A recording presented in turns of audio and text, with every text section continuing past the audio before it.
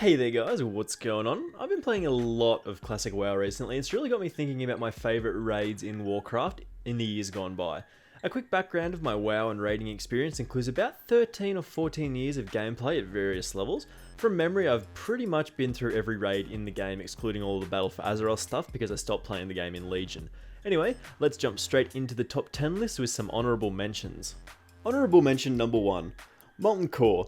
How can we skip past many people's first raiding experience? I've been getting through Molten Core in Classic and it's been amazing fun. Sure, the bosses aren't super difficult and some only have maybe 2 or 3 mechanics if they're lucky, but the experience is actually something else. Like, it's completely different to anything else that I've experienced before. Pushing into the depths of a volcano with 39 other people is something else that you only have to experience for yourself to understand just how cool it is.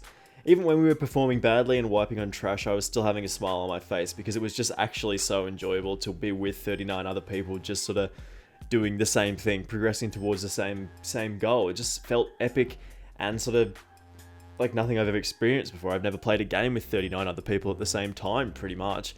The aesthetic is mostly the same, so unfortunately Molten Core doesn't really earn a place on the top 10 list, but it is still a great experience all the same. Honourable mention number 2, Zagreb. Aesthetic is very important, and troll raids typically, to me, have great visuals, and Zagreb is no exception. This 20-man raid originally really does feel like you're an invader when you enter the zone.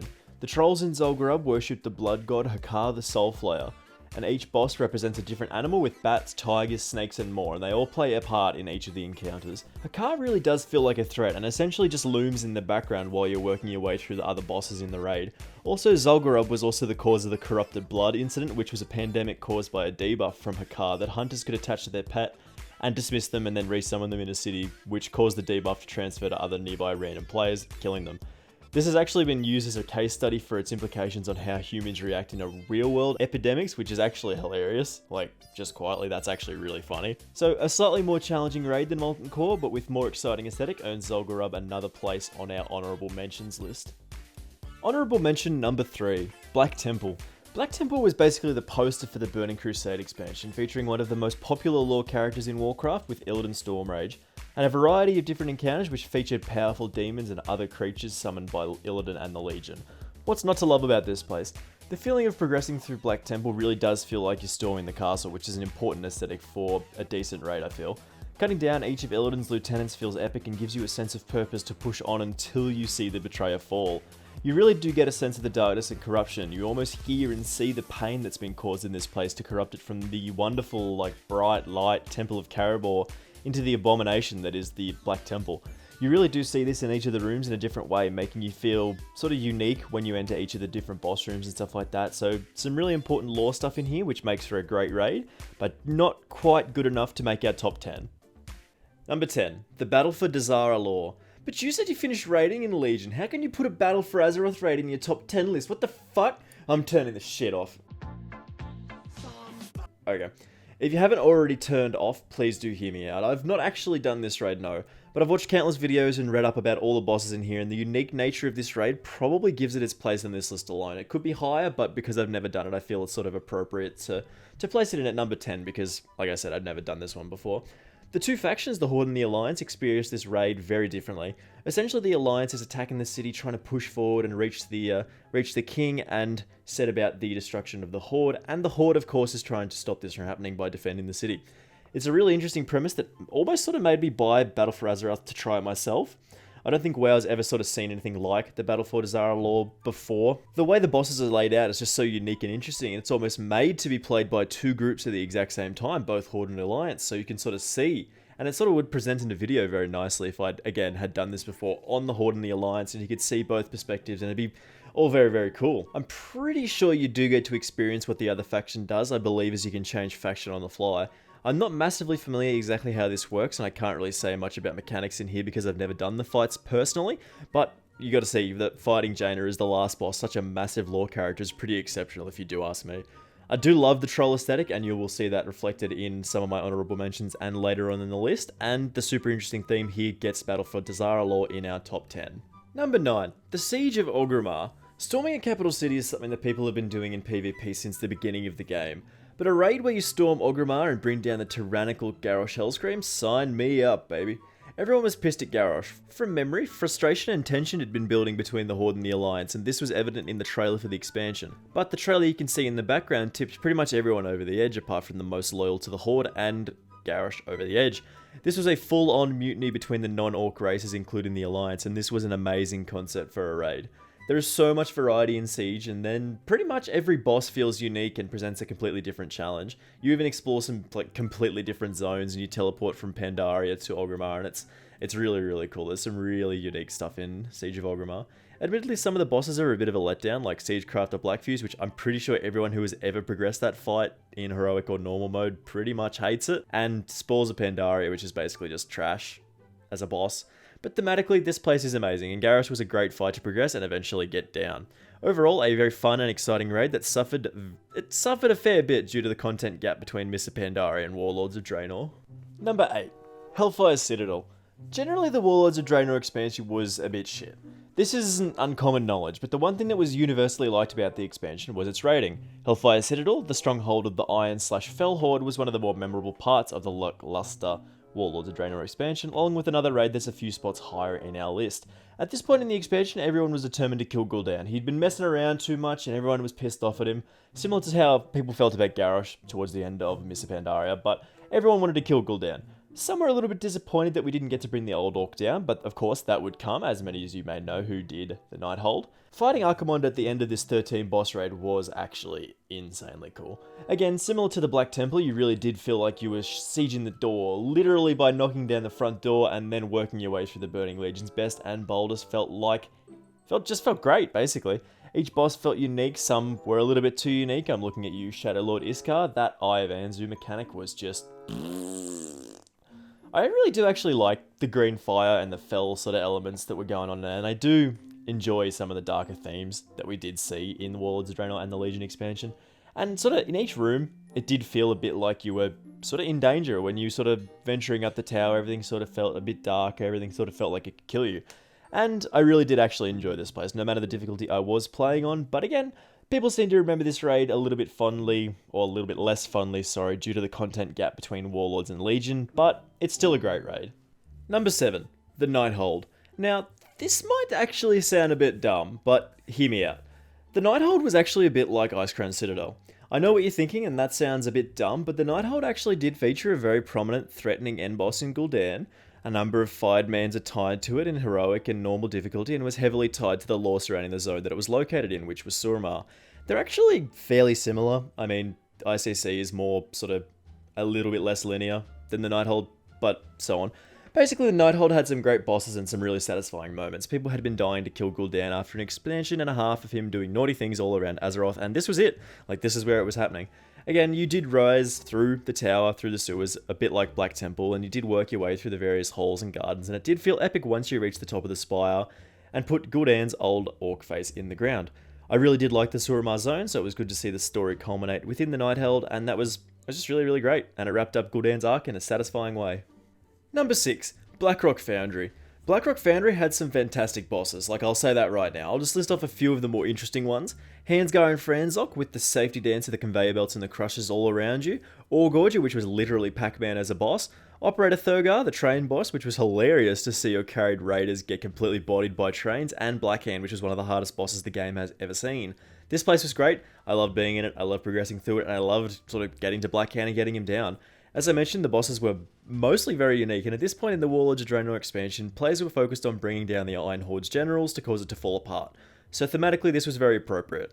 Aesthetically, this was a bit similar, like everything was sort of fairly similar in terms of room size and sort of room design, but still features some great boss rooms, with Blackhand's rooms being a massive highlight.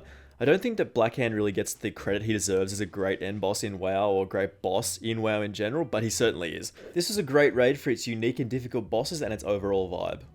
Number 5, the Firelands. I remember the Firelands very, very fondly. I had joined a new raiding guild with my friends and we slowly progressed through it. Open zone raids always feel exciting and they always feel like you're always in danger. It just feels something unique. There's something about it that just makes you feel less safe. When you can see molten giants running around in the background of the place that are hundreds of meters away, you sort of felt like there was always more challenge to come. There were some good bosses in here. Shanox was a good entry that took place where you were killing trash in a wide open field, which made sort of a unique boss room on its own that you sort of had to come up with yourself. Alistair's a major range DPS fly around the room collecting rings like it's goddamn Sonic or something and to boost their DPS while the rest of the raid dodged fire tornadoes. Lord Rylith could only be turned by attacking his legs, which is still a very unique mechanic, and of course the big bad Ragnaros, which was a very long but exciting fight. The boss rooms where there was one all felt different and unique, and they sort of helped give you an idea of what was actually going to happen in the fight, like the visible web in Beth Talak's room as an example. I also firmly believe that people love the Firelands because of Ragnaros' return, plus the final phase on Heroic where he gets legs and starts stomping around the room is equally amazing as it is hilarious.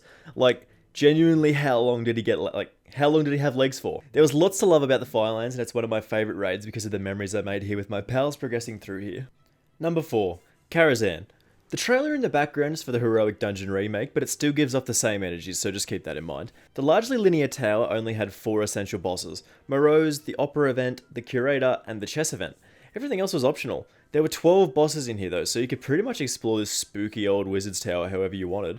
What a raid Karazhan is. This is like saying so nice they made it twice. Comes to mind when they remade the instance as a 5-man dungeon.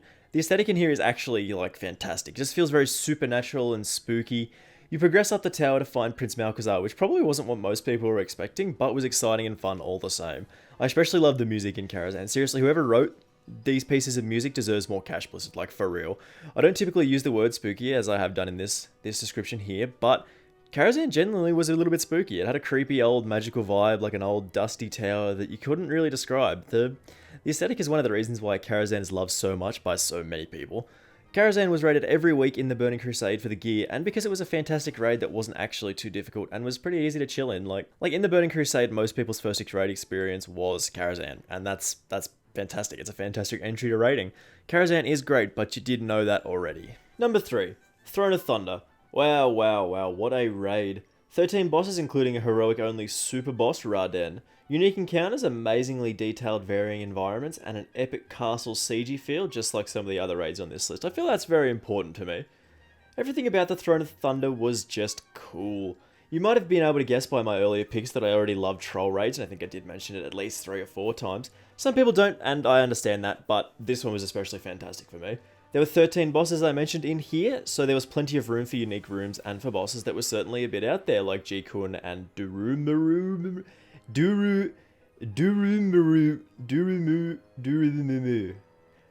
Also, Throne of Thunder also features the deadliest trash in the game. There were some snails, affectionately known as Gary, who literally just killed you if you got too close. If they touched you, you died. It was just hilarious.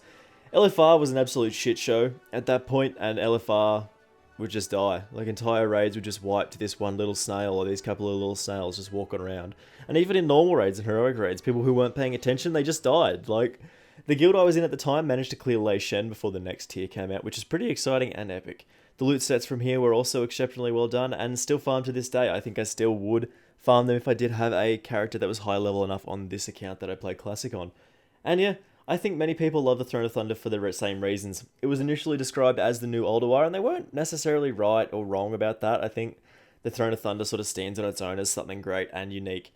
The bosses aren't really necessarily all amazing 10 out of 10 knockouts, but which raid does have 10 out of 10 bosses every single time. But the good ones are really, really good. Oh, and Lei Shen's boss room, and I didn't mention this already. Lei Shen's boss room is actually unreal. Like, so great. Number 2, Ulduar. Yep, you knew this was coming. Ulduar is the open non-linear raid. You could, for the most part, take on the bosses in any order you wish. The bosses in here are still fun to experience to this day, and there is a reason that this is the top of most people's list for their favourite raid. Ulduar has great lore, and it is tied in fantastically well with the Storm Peak zone. It also featured in what I believe was the first special hard mode, sort of difficult last boss of the raid, Algalon. And this was also some of the first time we did see hard modes in the raid, but not in the traditional sense where you could just toggle the difficulty onto heroic or whatever. You could push buttons or kill things in a specific order or without help, and it would make the bosses more difficult. There are unique bosses with a massive array of mechanics that at the time challenged even the most hardened raiders like Mimiron Firefighter and Yogg-Saron Alone in the Dark or Zero Lights. Ulduar was just amazingly well designed and with amazingly detailed boss rooms that sort of felt unique to each other. Like, you knock down the Citadel wall with tanks, and then you explore the holes and discover, say, Freya's Grove or Mimiron's factory or whatever, and it's literally just so crazy how different the zones are, and it's great. I also think the scale plays a massive role in this too, because Ulduar is like super large. Even the room just for Mimiron is enormous. Ulduar is loved by pretty much everyone who has been in the door, and is only pipped to the number 1 spot by the actual best raid in the game. Number 1, Hellfire Citadel.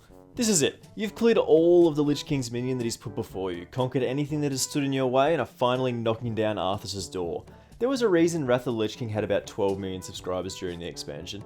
Everyone wanted to see the fall of the Lich King. Again, thematically you siege the castle like most good raids, you enter the bottom and fight countless minions featuring unique and fun bosses with some iconic voice lines. Anyone? The raid was mixed with linear and non-linear elements, which is quite popular design decision. Professor Putricide giving you trouble? Just go try the Blood Princes. Can't do the Blood Princes? Go have a crack at Velithria. You've got choice in ICC, and it did feel really good. The bosses were interesting and lore heavy, including the big bad Arthas. I also love the design in ICC. For the most part, everything's cold looking metal, but each room is thematically appropriate for the boss. Everything feels different. Everything feels like it is themed appropriately for the boss that is in there. Specifically, I do love Professor Putricide's wing. It's just great. This is most people's favourite raid because of the story surrounding Arthas, the Lich King. Not just because of Warcraft 3, but because he appeared so often throughout the rest of the expansion to taunt you and see if you were powerful enough to face him. Literally, his ultimate plan was to have you defeat everything that he put before you to make sure that you were truly the best Azeroth had to offer. Only so he could kill you and make you and your pals his champions. What a psycho. I love ICC, and many people still do run this weekly for Transmog and a chance at the Invincible mount. Such a great raid. So, how'd I do? If my list doesn't match yours, I'd love to hear what you have to say in the comments below. Do let me know what your favourite raids are, because I'd love to hear it. I'd also love to make more of these kinds of videos, nice top 10 big videos like this kind of style. So if you did enjoy this one, make sure you do hit the like and the subscribe button to make sure that I know that you like it, and it really does help me out, and I do appreciate it massively. Again, I hope you did enjoy this one as much as I did making it, and I will see you in the next video. Bye!